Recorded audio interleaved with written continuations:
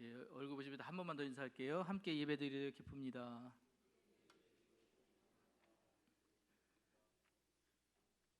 예, 어느 교회에 목사님이 청빙이 돼서 가시게 됐답니다. 근데 이 목사님이 가시는데 이제 장로님께서 목사님에게 여러 가지 이야기를 해주시다가 이게 꼭 중요합니다라는 얘기를 하신 게 뭐냐면, 우리는 임사자들, 예배 순서를 맡은 모든 사람들이 흰 장갑을 씁니다라고 얘기를 하셨대요. 그래서 그러냐, 이 교회 전통이니까 알겠습니다 하고 이제 예배를 드리러 이제 다음 날 예배가 돼서 이제 예배 드리러 나가신 거예요.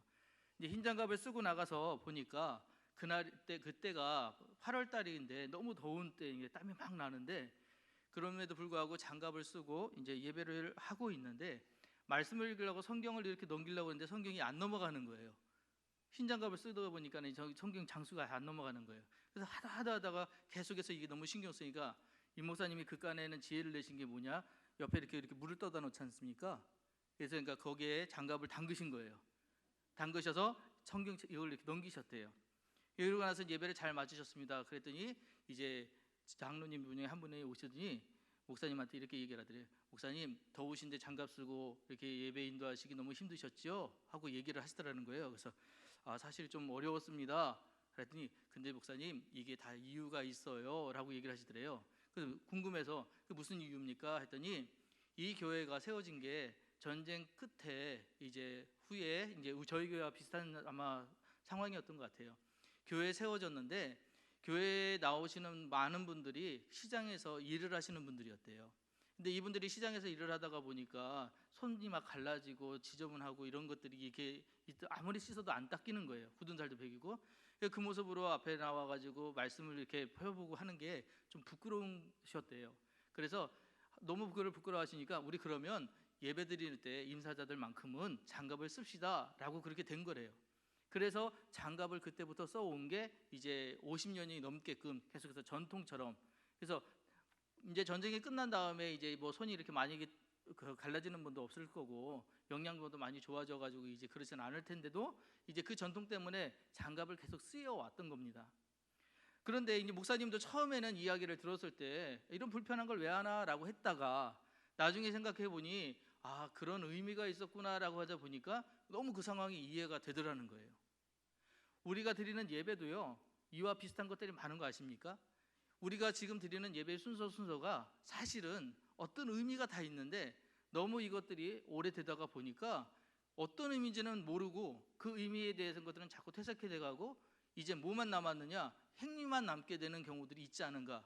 그래서 제가 여러분들과 계속 지금 하고 있는 게 뭐냐면 성막에 대한 이야기를 계속 하고 있는 거예요. 오늘은 그 성막의 마지막 법궤에 대한 이야기를 좀 하려고 합니다. 법궤는 예수님의, 그러니까 하나님께서 이스라엘 백성들에게 주셨던 두 가지 성막과 십계명이 있었잖아요. 그 중에 십계명을 보관하는 궤가 이 법궤였습니다.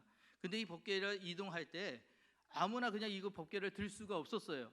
여기는 꼭 제사장들만이 들 수 있었고, 또한 이 법궤가 지나가는 것을 아무나 볼 수도 없었습니다. 그래서 법궤 이동 시에는 항상 저렇게 천으로 덮어가지고 이것이 법궤다라는 것은 알지만 법궤의 형태에 대해서는 누구도 잘 알지 못하도록 가리고 법궤를 이동을 했었습니다. 법궤가 들어가서 성막 안으로 들어가게 되면 저렇게 덮개를 벗겨내고요, 이제 성막 안에 법궤가 있던 장소, 있어야 하는 장소로 이동을 시킵니다.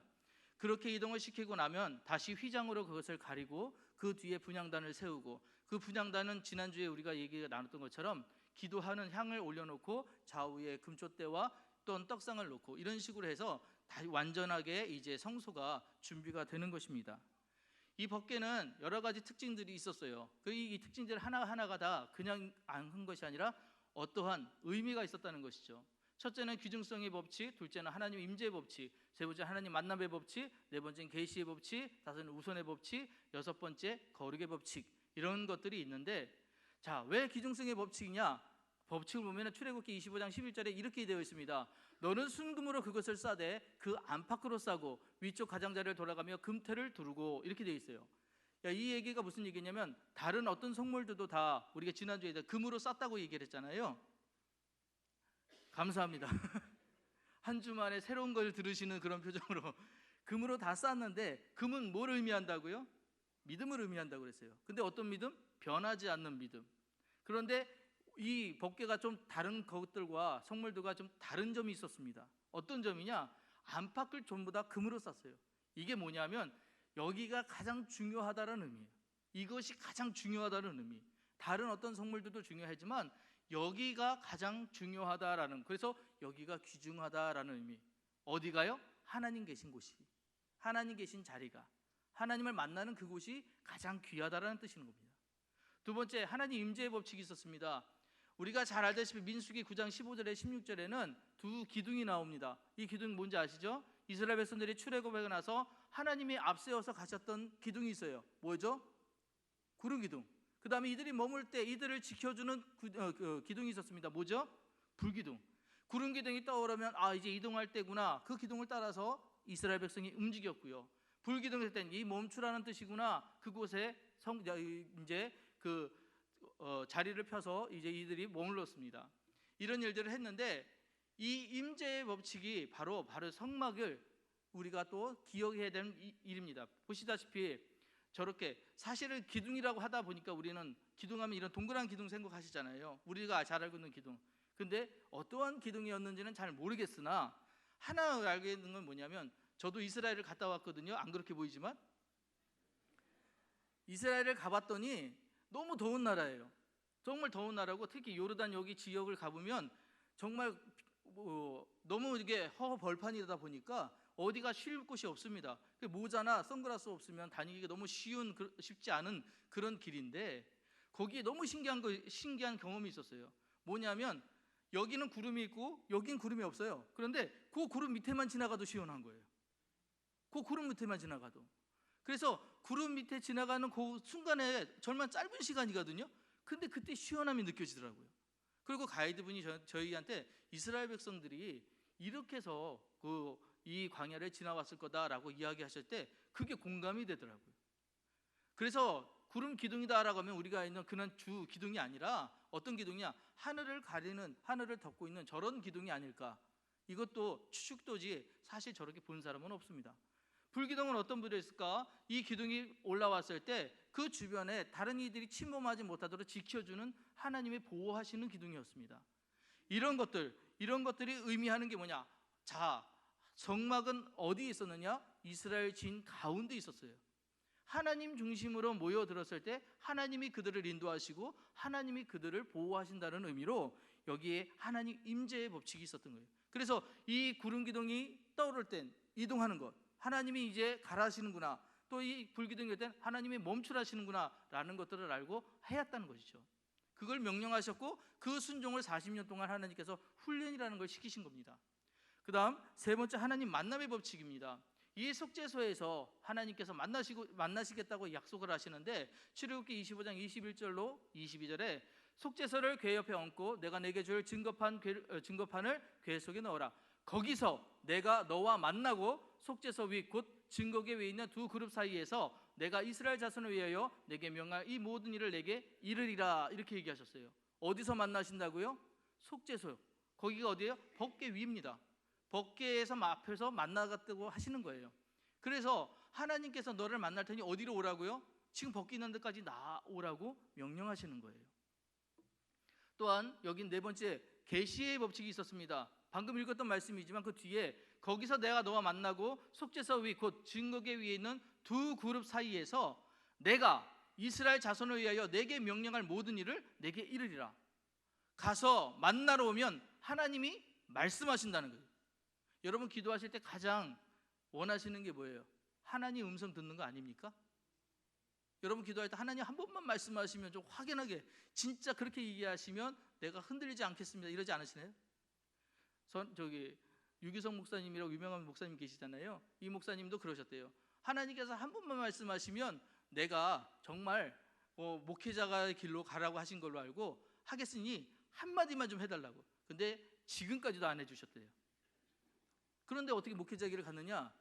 이분이 24시간 동안 계속 기도하시고 하나님과 동행하려는 그런 동행의 일기를 쓰시다가 보니까 느껴지는 게 하나 있더래요. 하나님은 어떻게 말로, 음성으로, 육성으로 자신의 뜻을 이야기하시는 경우도 있지만 대부분의 경우는 그 과정들을 통해서 더 이야기하시는 게 많구나. 하나님을 찾아오는 과정들을 통해서, 하나님을 가까이 하려고 하는 그 열심을 통해서, 하나님을 만나고자 하는 그 삶들을 통해서 하나님은 계속해서 부르시고 계시구나, 그것들을 하는 내가 하나님의 응답을 이미 받은 거구나라는 것들을 깨닫게 되셨다는 이야기를 들은 적이 있습니다. 마찬가지로 하나님의 우리 음성을 듣기 위하여 우리도 하나님 앞으로 나가야 돼요. 어디까지요? 하나님 계신 그곳으로 나가야 합니다. 그러면 그곳에서 하나님이 뭐라 하신다고요? 말씀하신다고요. 계시하신다고요. 우리에게 맡겨놓으신 이야기들을 우리에게 들려주신다고 얘기하는 겁니다. 다음 5번째, 우선의 법칙이라는 게 있습니다. 우선의 법칙을 보면 민수기 4장 15절에 나오는 말씀인데, 진영을 떠날 때에, 그러니까 이스라엘 백성들이 움직일 때입니다. 이 진영을 떠날 때에 아론과 그의 아들들이 성소와 성소의 모든 기구 덮는 일을 마치거든 그와 자손들이 와서 맬 것이니라. 그러나 성물은 만지지 말라. 그들이 죽으리라. 회막 물건 중에서 이것들을 그와 자손이 맬 것이며, 이렇게 얘기를 했습니다. 가장 먼저요, 우리가 먼저 보여야 할 것은 진영을 떠날 때예요. 자, 이스라엘 백성들이 진영을 떠날 때 어떤 모습이었느냐? 원래는 가운데 저렇게 머물렀습니다. 가운데에 항상 성소가 있고 성막이 있고, 그 성막을 주위에서 12지파가 모여서 진을 치고 있다가 이것이 이동하게 되면 어떻게 되느냐? 지금 왼쪽, 오른쪽인가요? 왼쪽인가요? 왼쪽, 죄송해요. 순간 헷갈리네요. 예, 이쪽에 있는 것이 성막에 지금 머물렀던 모습이고, 이쪽에 있는 것이 뭐냐 하면 이제 이동할 때 모습이에요. 그러면 여기를 잘 보세요. 여기 뭐죠? 예, 법궤입니다. 다른 성물들보다 법궤를 가장 앞세웠어요. 그래서 법궤가 먼저 나가고 12지파가 그 뒤를 따라가는 형태를 띄어서 이동을 했습니다. 이렇게 법궤가 앞에 가고, 이 모습들은 계속해서 성막에서 이제 이스라엘 백성들이 움직이는 동안 항상 하나님이 먼저, 하나님 우선, 이것들을 표시하는 것이에요. 그래서 하나님 우선의 법칙, 이것이 법궤를 향한 법칙이었다라는 것이죠. 또한 거룩의 법칙이라는 것이 있습니다. 자, 방금 아까 우리가 읽었던 말씀이지만 다른 이야기들을 하신 것이 아니라 성물에 대한 이야기를 하시면서 성물은 절대 만지지 말라고 해요. 왜요? 이유가 뭐라고요? 그들이 죽으리라, 이렇게 얘기하십니다. 왜 그렇게 할까요? 하나님의 성품은 거룩이라고 했습니다. 거룩의 가장 큰 뜻은 구별이에요. 구별은 뭐냐? 다르다는 것입니다. 하나님의 것과 인간의 것은 달라요. 왜 다르냐? 하나님 자체가 절대 선이시잖아요. 하나님이 절대로 선이세요.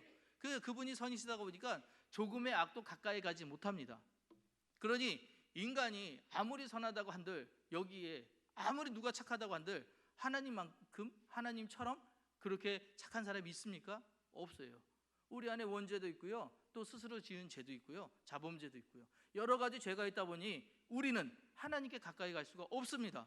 절대로. 그래서 하나님 편에 만질 수도 없고 가까이 갈 수도 없는 존재가 우리라는 거예요.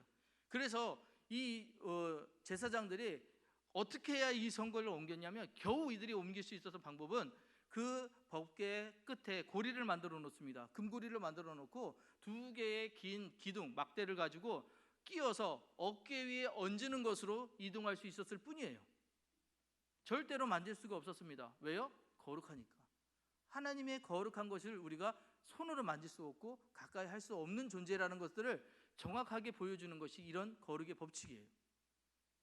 그런데요, 지금까지 드렸던 이런 말씀들, 왜 이런 의미들을 우리가 알아야 될까? 이건 아까 우리가 흰 장갑의 이야기하고 다르지 않습니다. 장갑을 봤을 때는 이 불편한 거 우리가 왜 하나 라고 생각할 수밖에 없잖아요. 하지만 다 이유가 있었다는 거예요. 의미가 있다는 것이죠. 이 모든 것이 다 우리가 성막에 대해서 이야기하는 것들이 사실은 하나님께 나아가는 길에 대한 설명들이 있던 거예요. 그 설명대로 하면 하나님께서 이렇게 받아주시겠다, 이렇게 하시겠다라고 한 우리에게 명령하신 조건들이었다는 것입니다. 이 성막을 보시면 사실은 쉽지 않은 것들입니다. 동쪽 문으로 들어가서 그냥 바로 하나님께 갈 수 있는 것이 아니었어요. 동쪽 문으로 들어가다 보면 번제단에서 내 죄만한 그런 제물들을 태워야 했고, 또한 그 물두멍에서 내가 그동안 지은 죄가 있는가, 죄에 대한 씻음이 있어야 됐고, 그 다음에 성소로 들어가서 해서 예수님 바라보지, 또 예수님의 떡을 먹지 않으면 절대로 분향단에 기도할 수조차 없는 존재가 바로 우리라는 것이에요. 그 모든 과정들을 통해야 비로소 우리가 하나님 앞에 나가 하나님의 말씀을 들을 수 있는 그런 사람들인데, 놀라운 건 이 모든 것들을 하나님께서 우리에게 다 무사 통과시켜 주셨다는 거예요. 무엇으로요? 예수 그리스도로. 예수님을 통해서 우리의 이 모든 것들을 바로 그냥 다 예수님만 믿기만 하면, 그분을 영접하기만 하면, 예수님을 받아들이기만 하면, 그 십자가 사건을 우리가 이해하기만 하면 그냥 기도할 수 있는 자, 바로 하나님을 만날 수 있는 자로 우리에게 복을 허락하셨다는 거예요. 우리 성경을 읽다가 보면 공간복음서에 계속해서 동일하게 나오는 얘기가 바로 이 이야기입니다. 찢어진 휘장의 이야기요. 이에 성소 휘장이 위로부터 아래까지 찢어져 둘이 되니라 라고 했습니다. 이 성소 휘장 뒤에 뭐가 있었다고요? 법궤가 있었어요. 그 전까지는 법궤에 나갈 수 있는 자가 대제사장밖에 없었습니다. 아무나 거기에 들어갈 수 있는 것이 아니에요. 그런데 예수님 오시고 난 이후에, 십자가 사건 이후에 하나님께서 뭘 하셨냐? 이 성소 휘장을 위로부터 아래로 찢으셨다는 거예요. 그 얘기가 뭡니까? 이제는 누구만 만나는 하나님이 아니라는 거예요. 모든 사람들에게 동평하게 다 만날 수 있는 하나님으로 내가 여기 있다라는 것을 우리에게 보여주신 사건이 십자가 사건이라는 거예요. 누구 이름으로 가기만 하면 예수 그리스도 이름으로. 할렐루야. 이런 복을 누릴 수 있는 우리, 이게 은혜 아닙니까? 이런 것이 은혜 아닙니까? 히브리서 4장 15절에 그럼 왜 예수여야 하는가? 여러분 이 이야기를 잘 기억하십시오. 우리에게 있는 대제사장 누구실까요? 예수님은 우리의 연약함을 동정하지 못하실 리가 아니요, 예수님께서 이 땅에 오셔서 인간의 모습으로 오신 이유가 바로 뭐냐? 우리의 모든 고통을 다 아시기 위해, 경험하시기 위해 오셨다고 이런 이야기들을 해요. 만약에 예수님이 그냥 신적인 존재로 계셨다면 내가 아픈 거, 내가 힘든 거, 하나님은 모르시잖아요, 하나님은 이해 못하시잖아요, 이런 얘기할 수 있는 우리 여지가 있잖아요. 그런데 그분이 인간이 되셔서, 인간의 모습이 되셔서 바로 우리와 같이 똑같이 고통도 느끼시고 슬픔도 느끼시고 기쁨도 느끼시고 이 모든 것들을 해보셨기 때문에 그는 우리의 모든 것들, 우리가 함께 느끼는 이 세상에 살고 있는 그 희로애락 모든 것들을 못 느끼실 분이 아니라는 거예요. 다 알고 계십니다. 그런데 우리와 다른 점이 하나 있죠. 뭐예요? 모든 일에 우리가 똑같이 시험을 받으시는데 그는 죄가 없으십니다. 예수님은 죄가 없으세요. 우리는 죄가 있잖아요. 우리는 그 죄 때문에 늘 죄인으로 살아가잖아요. 하지만 주님께서 예수님을 통해서 우리에게 말씀하시는 건 뭐냐? 그분은 죄가 없는 분이 너의 대속물이 되었다. 죄가 없는 그분에게 너의 모든 것들이 속량되었다. 이걸 가르쳐 주신 거예요. 예수님의 십자가 사건이 아니면 우리는 죄인이에요. 우리는 사망입니다. 우리는 절대로 하나님 앞에 나갈 수 없는 존재입니다. 그 끝에 심판의 사망으로 끝날 수밖에 없는 우리 존재였는데 예수님의 십자가 사건으로 해서 우리는 하나님 앞에 당당하게 나갈 수 있는 자격을 얻은 자가 되는 거예요. 이것만큼 큰 은혜가 어디 있습니까? 이것만큼 놀라운 은혜가 어디 있어요? 자, 그런데요, 한 가지 궁금하시죠? 왜 하나님은 예수를 십자가에 죽이시기까지 하시는가? 다른 방법으로 내가 하나님이다, 너희들 내 말 들어라 하고 실제로 현현하시고 임재하셨다면, 여러분 하나님 여기 오셨어요. 안 믿을 분 계실까요? 눈으로 봤어요. 하나님이 여기 계셔요. 예전에 이제 용암교회에서 목회를 할 때 우리 집사님 한 분인데 그분 항상 얘기를 하는데, 이분이 한테 이제 개인 상담할 때 그런 얘기를 물어봤어요. 집사님 이제 뭐 궁금한 거 없으세요? 그랬더니 자기는 귀신을 안 믿는데요. 그 귀신을 안 믿으면 네, 뭐 귀신을 안 믿으실 수도 있겠지만 그래도 귀신이 성경에 있으니까 없는 얘기는 아니에요 라고 얘기를 했더니 자기는 귀신을 안 믿는데, 그럼 혹시 천사는 믿으십니까? 그러니까 천사도 안 믿는데요. 뭐라? 그래서 혹시 예수님은 믿으십니까? 그러니까 예수님도 안 믿는데요. 집사님인데 이게 무슨 얘기예요? 그때 내 눈에 안 봤기 때문에 나는 못 믿는데요. 근데 그러면 교회는 왜 어떻게 오신 거냐? 그랬더니 교회 가면 좋은 말 해주니까 것 같아요. 너무 충격이었어요. 제가 그죠? 이분이 하는 얘기가 뭐냐면 예수님을 봐야 믿고 천사를 봐야 믿고 귀신을 봐야 믿는다는 거예요. 이게 뭐가 기준이냐? 내가 기준이에요. 여러분, 내가 아는 부분이 있고 모르는 부분이 있잖아요. 우리 모르는 것 때문에 성경 주신 것이고 모르는 것 때문에 말씀 주신 거잖아요. 그죠? 그런 것들을 자꾸 보고 깨닫고 해요. 자, 그런데 예수님을 우리가 믿는다는 거 하는 거 우리 눈에 보이지 않았어요. 그럼 안 믿을 건가요? 아니라는 거예요. 예수님 십자가 사건이 엄청나게 중요한 사건인 걸 왜 알아야 되느냐? 우리 인류를 대변한 일이에요. 모든 일에 모델이 되는 일이라고요. 자, 그럼 예수님이 이런 십자가를 이거 다시 한번 켜주실래요?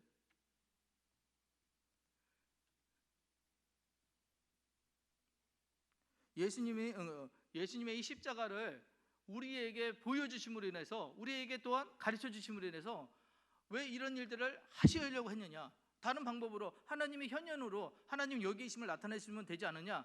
아니에요. 그것으로는 안 되는 거예요. 왜 안 되느냐? 히브리서 9장 22절 말씀 같이 한번 읽겠습니다. 시작. 율법을 따라 거의 모든 물건이 피로써 정결하게 되나니 피 흘림이 없은즉 사함이 없느니라.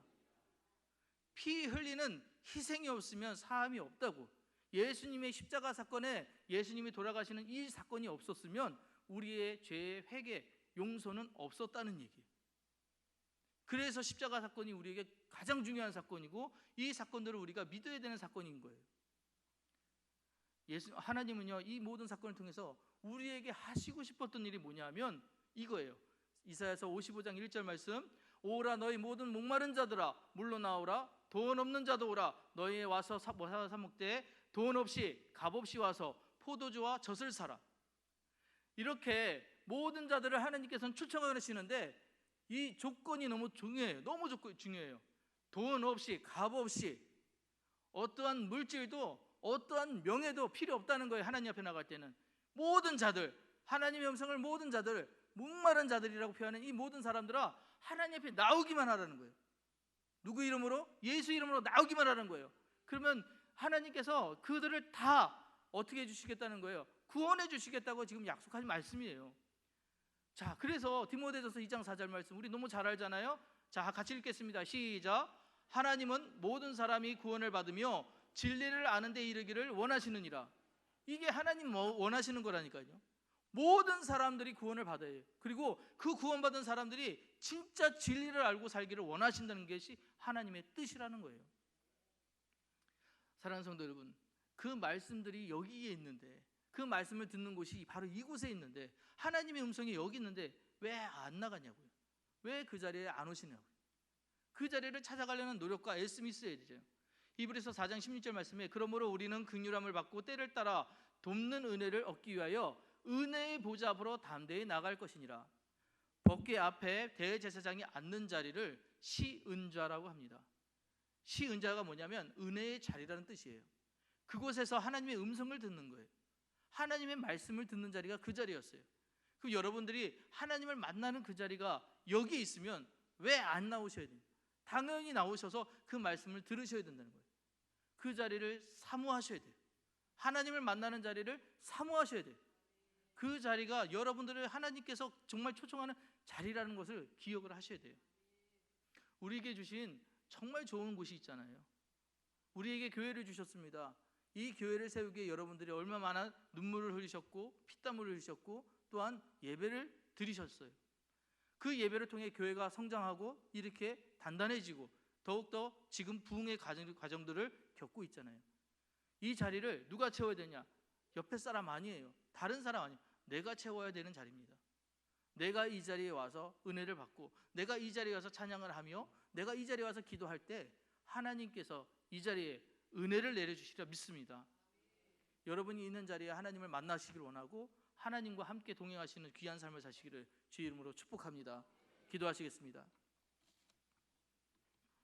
사랑과 은혜가 충만하신 주 하나님 아버지 감사합니다. 성막의 이야기를 통해 이제 하나님께로 나아가는 이유에 대해서 배웠고 이제 그 길에 하나님 아버지시여 우리가 동참하고 해야 함을 다시 한번 깨닫게 해주시니 감사드립니다. 아버지 하나님 그 길 감에 있어서 우리의 연약함들이 있어 때로는 낙심하고 때로는 게을러지고 때로는 하나님 예배를 소홀히 할 때가 있었지만 이제 하나님 아버지시여 다시금 부르심에 우리가 합당한 자로서 돌아오게 도와주시고 예배의 자리로 오게 하시고 하나님을 만날 수 있게 인도하여 주시옵소서. 기도하는 자의 기도를 들어주시고 찬양하는 자의 찬양을 들어주시며 모든 자들이 항상 기뻐하며 즐거워하는 귀한 교회가 될 수 있도록 구별된 교회가 될 수 있도록 주여 역사하여 주시옵소서. 모든 것 주님께서 함께 하시라 믿사오며 걸어가신 예수 그리스도 이름 받들어 기도드렸사옵나이다. 아멘.